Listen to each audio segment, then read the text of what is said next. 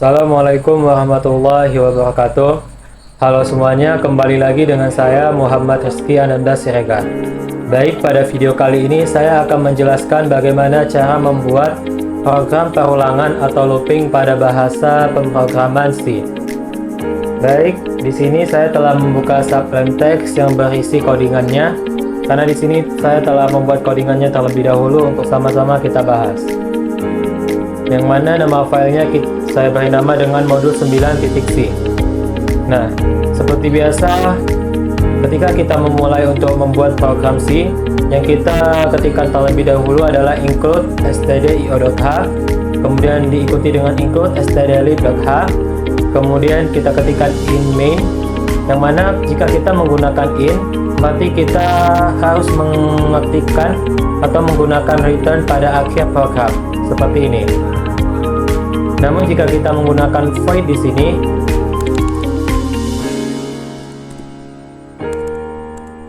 maka kita tidak perlu mengetikkan return pada akhir program ini. Namun di sini kita akan memakai in saja. Nah, setelah itu di sini ada tanda kurung awal sebagai pembuka program, yang mana pasangannya ada di sini, itu sebagai tanda untuk menutup program C ini. Kemudian di sini ada in, tipe data integer yang bervariabel i. Nah, kemudian kita masuk pada perulangan, yaitu perulangan pertama itu ada for. Nah, di dalam perulangan tersebut ada 4 fungsi yang harus kita ketahui, yaitu ada inisiasi, terminasi, iterasi, dan proses. Nah, di dalam for ini yang merupakan inisiasinya itu adalah i sama dengan 0. Nah, yang berarti nilai atau inputan i ini itu diawali dengan 0. Kemudian i lebih kecil dari 5 ini merupakan terminasi. Terminasi itu merupakan nilai akhir dari inputan yang kita gunakan. Yaitu jika di sini itu ada i lebih kecil dari 5, berarti i itu bernilai lebih kecil dari 5, yang artinya i sama dengan 4. Kemudian di sini ada i++. I++ ini merupakan iterasi. Nah, di iterasi ini itu akan menentukan apakah i di sini itu ditambah atau dikurang. Contohnya, jika kita mengetikkan di sini i sama dengan 10, kemudian kita ketikkan i lebih kecil dari 0 pada terminasinya, maka di sini kita akan ganti dengan i min. Mengapa? Yang artinya i itu sama dengan 10. Kemudian i ini lebih kecil dari 0, yang artinya kita harus mengurangi i ini sebanyak 10 kali. Yang artinya setiap kalau kita mengurangi i ini, berarti kita kurangi dengan 1. Sehingga menghasilkan i lebih kecil dari 0. Begitupun dengan i sama dengan 0, kemudian i lebih kecil dari 5. Maka di sini kita akan ganti dengan i++. Yang artinya i++ ini kita menambahkan nilai i. Kita menambahkan nilai i di sini sebanyak 5 kali. Karena kan di sini kita awali dengan i itu sama dengan 0. Maka kita tambahkan sebanyak 5 kali karena i itu lebih kecil dari 5. Seperti itu, teman-teman. Kemudian printf. Di sini kita disuruh untuk mencetak nilai atau hasil. Kemudian %i di sini untuk menampung nilai inputan yang telah kita gunakan pada perulangan tadi, yang merupakan tipe data integer. Kemudian di sini halo Politeknik Kampar. Nah, nanti nilai atau data yang keluar itu yaitu berupa tulisan halo Politeknik Kampar. Kemudian kita gunakan slice n agar data nanti data yang kita tampilkan nanti berurutan ke bawah agar lebih rapi. Kemudian di sini ada i+1. i+1 ini berarti kita setiap i yang di sini nanti kita tambahkan dengan 1. Nah, kan di sini itu i lebih kecil dari 5, yang artinya itu i sama dengan 4. Nah, dengan kita menambahkan i plus 1 di sini, maka kita juga akan menambahkan i itu ditambahkan dengan 1 kembali, yaitu kan di sini itu sama dengan 4, kita tambahkan jadi tambah 1 jadi itu sama dengan 5.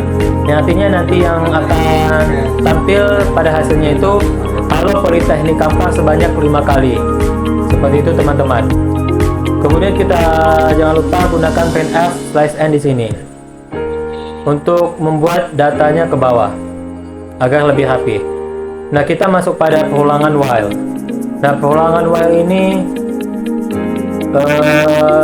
sebenarnya sama saja dengan perulangan for, hanya terdapat perbedaan struktur.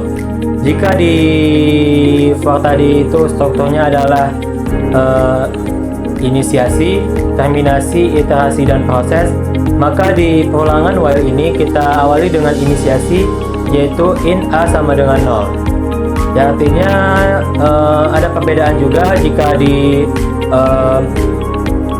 perulangan for itu kita tidak langsung memasukkan nilai i-nya atau variabelnya. Di sini kita langsung masukkan nilai variabelnya itu sama dengan 0. Kemudian kita lanjutkan dengan mengetikkan terminasinya, yaitu a lebih kecil dari 5. Kemudian kita masuk pada proses, yaitu dengan menampilkan hasil halo mahasiswa TIF Politeknik Kampar, yang mana kita menggunakan %i di sini untuk menampung nilai inputan